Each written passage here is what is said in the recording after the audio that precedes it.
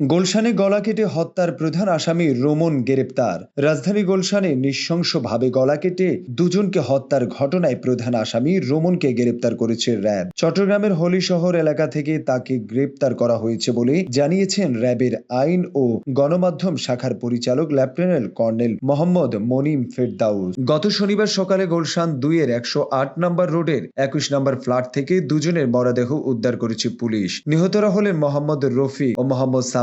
এই বিষয়ে বিস্তারিত জানতে আজ বুধবার সকালে কারওয়ান বাজার র্যাব মিডিয়া সেন্টারে সংবাদ সম্মেলনের আয়োজন করা হয়েছে। জানা গিয়েছে, নিহত রফিক ও সাব্বির গুলশান 8 নম্বর সড়কের একটি বাসায় কেয়ারটেকারের কাজ করতেন। নিহত রফিকের বাড়ি বরিশাল ও সাব্বিরের বাড়ি ময়মনসিংহ জেলায়। গুলশান থানার সূত্রে জানা যায়, গুলশান 2 নম্বরে অবস্থিত মুদি দোকানটির মালিক মোহাম্মদ রফিক আর দোকানের কর্মচারী সাব্বির। তবে কিছুদিন আগে ওই দোকানের নতুন আরেকজন ছেলেকে কর্মচারী হিসাবে